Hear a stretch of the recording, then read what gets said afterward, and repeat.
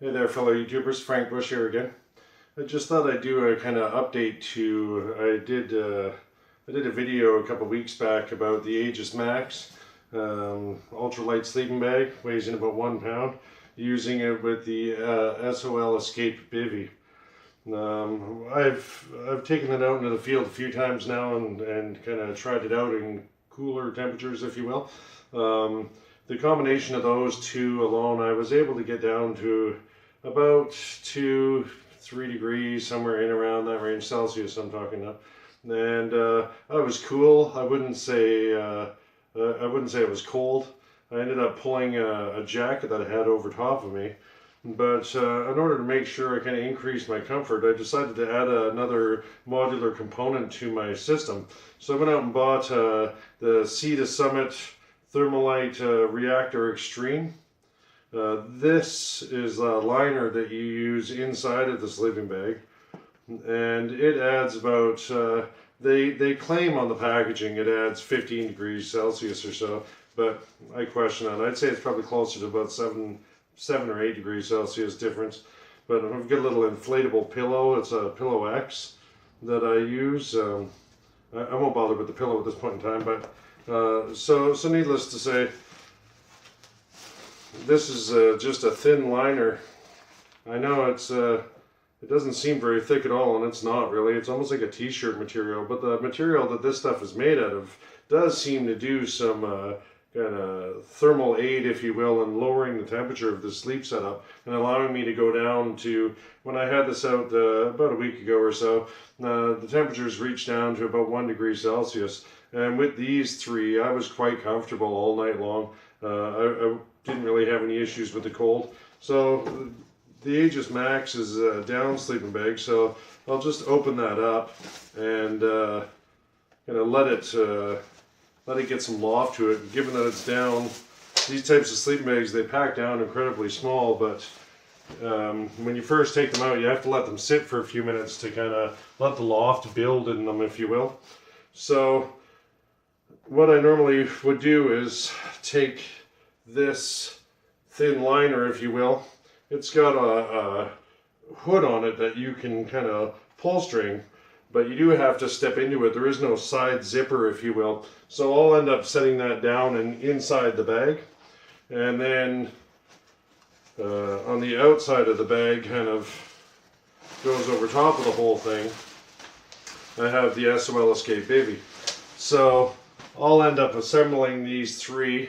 I'm going to let this just loft up. It normally takes about 5 or 10 minutes for the down inside it to kind of loft itself up. The loft rating on this down is 850, so it does go from a very compact, small setup to it actually kind of fluffs up a fair bit. I found over the last few times of using it anyways. It seems to be pretty good. I haven't any moisture issues or anything like that. It's been really a top-notch sleeping bag, but it's only rated to, I believe, +8.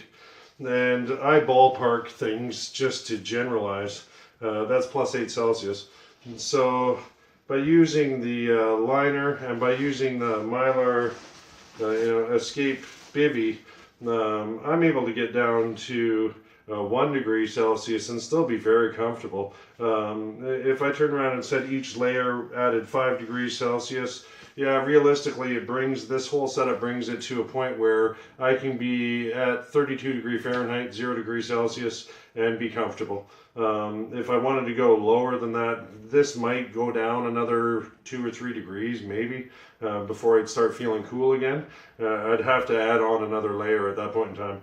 As a side note, normally when I do sleep in this system, I have a pair of long johns and fleece pants on, and I wear your typical kind of undershirt, and I normally have a long john shirt over top of that, long sleeve, and then I'll have a fleece like the one I'm wearing right now, and I'll wear that as kind of my PJs, if you will.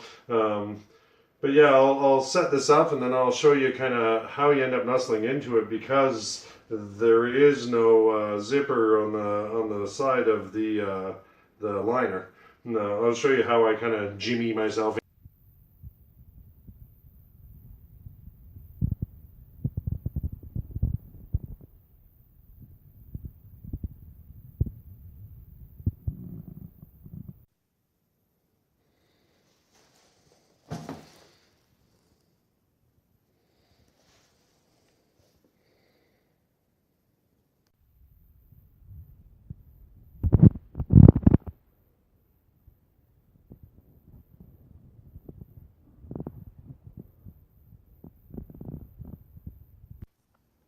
So one of my viewers asked me to kind of look at the loft that goes on with the sleeping bag. So this is sat for a couple minutes now and just kind of rested. It has kind of puffed up a fair bit compared to when it was packed into the bag. And I'll just try to get a good side view. So if I press down on that with my hand, you can see it doesn't bounce back instantly. But there is, after about 30 seconds to a minute or so, it rises itself back up. For the spots that haven't been touched at all, it will kind of self-lift. If it's not this super rapid, instant lofting that goes on, but as soon as it gets moved, even the slightest amount, a bit of air, I guess, gets in through it, it does loft right back up again. It's fairly rapid that way. I haven't found any issues with the loft of the sleeping bag at all. It's been very good. I still debate whether I should have gone with the Aegismax M2 just because it does reach a lower temperature, but I also wanted to have modular kind of components with my sleep system, so I wanted to have it set up where if I wanted to just use the bag in the summertime, I could. If it moves into, spring, fall, into the early parts or the late parts of fall or the early parts of spring, I could add on the thermal liner that I have and add on the escape bivvy to kind of increase my temperature and allow me to get down into lower temperatures. But in the summer months, so I'm not having to pack as much gear in my bag, have it that I could put in pieces or take pieces out. But all in all, for 8 degrees Celsius sleeping bag, this really has been a top-notch sleeping bag. It's one of the better ones I've used. I would say the only thing I've noticed about it is how the zipper comes at the halfway point of the sleeping bag. Sometimes when you pull it down, the zipper head will loosen off at this point. The only modification I would worry about making to this bag at all would be to put a few stitches across that zipper endpoint so that you couldn't zip past it, so the zipper never did come loose. Other than that, they can always go with more industrial zippers and everything else. But I haven't had any problems with the zippers sticking within the sleeping bag, really. It hasn't been a problem. And I never really trust Velcro. I wish they had some sort of different lashing when it came to that side. But for a 1 pound sleeping bag that gives the warmth and comfort that this one does, you'd be hard pressed to find another match, I would think, at the price point. So I've got all 3 layers here together now. As you can see, got the thermal liner kind of sitting to the inside of the bag, the Aegismax, and then the SOL Mylar bivvy on top. And it's not a huge amount to look at, it's a sleeping bag, but here you be. So the way I normally work this is when I want to get in, because the side zippers become a moot point, by not having any side zippers on the liner, you got to kind of wiggle yourself down into it, which I'm not going to lie, it can take an extra minute or two, and it's not as easy as just throwing a sleeping bag over top of you or not. But like I said, this was all about efficiency and having a modular system that I could use in different seasons and either use pieces or not, depending on what climate I was sitting in. But I'll try to show a little bit more of how I get into this here and just show you.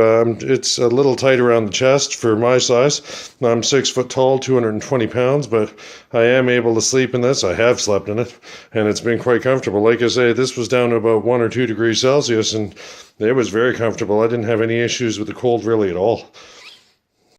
So I know this looks like a bit of a jumbled pile here, but generally what I'll do is just kind of open it up where it's sitting on itself, and that way I'm easily able to just kind of step my feet into it and then pull it up around me.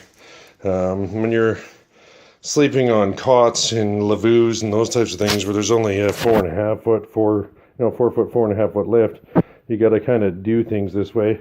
I don't mind with the SOL bivvy getting a bit of dirt on it or anything from standing on it. It's meant to be kind of exposed to the elements. And I use it primarily for heat reflection and to give some thermal, reflectivity to the down in the sleeping bag to help keep it trapped. But I'll see if I can set the video up a little differently here, and I'll show you me getting into it at the 6 foot tall, 220 pound guy I am, and hopefully it'll give you a bit of bearing.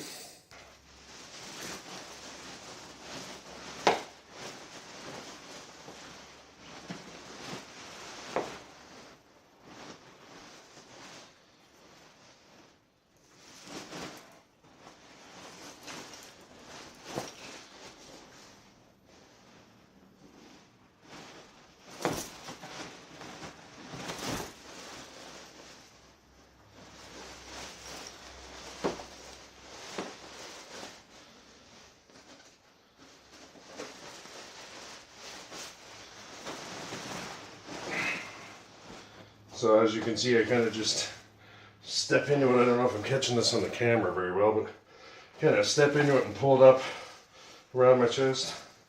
I think I got one of my strings tight, but so once I kind of get it to the point where it's up higher on my body, I simply just kind of tuck my arms into it, tuck my other arm into it. I normally have a pillow that I use, like say X pillow. I didn't show it in the video, but you pull these up around you, and there is ties on that you can use to kind of cinch it up all around your head and make it that everything's super tight. But I don't normally like having it like that. In fact, I prefer to have my arms free and just have it cover this part of my body, generally speaking, and just pull a jacket over me, and that way when I want to get in and out, it does make it easier. But, everybody has their own comfort and everything else. And when it gets cold, you want to have it where you can get right into it. Like I say, I'm 6 foot tall, 220 pounds, so I'm not a little guy. But generally speaking, this would be the setup that I would end up going with. And being able to pull the hood over my head, and half the time I have a toque with me.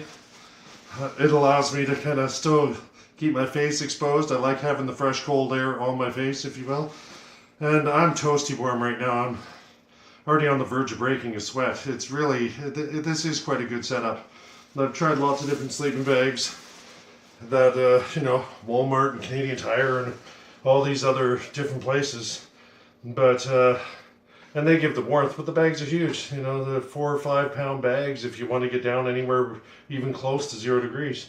It's just ridiculous. And then when you look at the other bags that are really good and efficient, it's $300-400 for the bag. And yeah, you get the convenience of just being able to open the zipper and not. But like I said, to me, I built this system primarily around the idea of being able to use it in layers. I can easily drop off the liner on the inside, or drop off the SOL bivvy on the outside. If I wanted to kind of cool down in the hot summer months, I can just use the liner as a sleeping bag, or just use the SOL bivvy. In August, July, August months, I've been up in hammocks where all I used was the SOL bivvy. I had a sweater on and a pair of jogging pants and that kind of thing. But I think the only other thing I used there was I had a Mylar bubble wrap, the Mylar bubble wrap. I had a strip of that was 3 or 4 foot long. It's kind of worn through the years, but I used that for underneath me to stop any of the cold air that blows under a hammock from really affecting me. But those were summer months. Normally this whole setup I would use sitting on top of my Thermarest ultralight cot, which has a Mylar reflectivity to it, and on top of that I normally put my Thermarest rigid foam mattress, if you will, mat. I put that on top of the cot, so that stops any cold air from reaching me from below. And having this set up, it does loft, and the Mylar helps trap some air into it as well, so you kind of get this amplified effect of, yes, the loft within the sleeping bag is 850, which is fantastic loft rating in my perspective.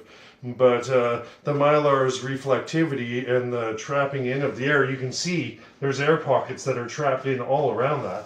It really adds to the ability of the down within the Aegismax to get you into lower temperatures. I find this to be a fantastic setup. So I think all in all, this cost me about $250–300, I think, somewhere in around there for all the different components.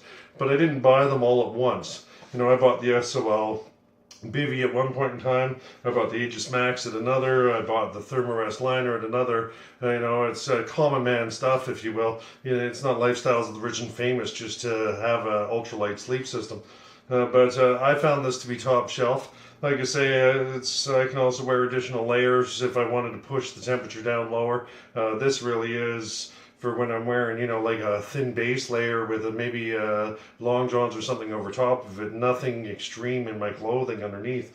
The only thing I do find is with these SOL Escape bivvies, because I'm a fairly wide-chested guy, I don't get a huge amount of room for my arms to be free and kind of moving around. It is a fairly snug fit.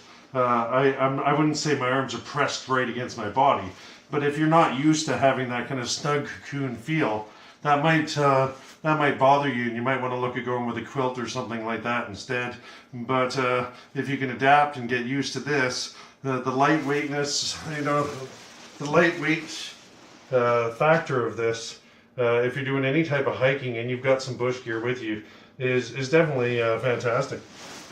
Anyways, before I start melting from being cooked alive inside this thing, see, normally if it was the middle of the night, normally I would do that. Get up, go use the washroom. When I come back, it's pretty well set and ready to go. I just jump back in, pull it up, 30 seconds later I'm good. But thanks for watching anyways. Like I say, I find this combination to be fantastic. Let me know your thoughts. Cheers. So just to attest a little bit to the Aegismax loft capacity, if you will. In the beginning of this video, the Aegismax sleeping bag was in a green bag that was really designed for when you want to pack it down and put it in your backpack and take it with you. But it wasn't much different than the size of the SOL Escape Bivvy or the Reactor Extreme, the Thermalite Reactor Extreme. It really, the size was almost the same, but you can see this is a white bag that it comes with additionally. And normally when you want to just store it when you're at home and that type of thing, you would put your Aegismax sleeping bag into it and allow it, because it's a larger bag, it allows it to stay and kind of loft it, if you will. So you only really compact it down when you go to take it and use it with you on a trip.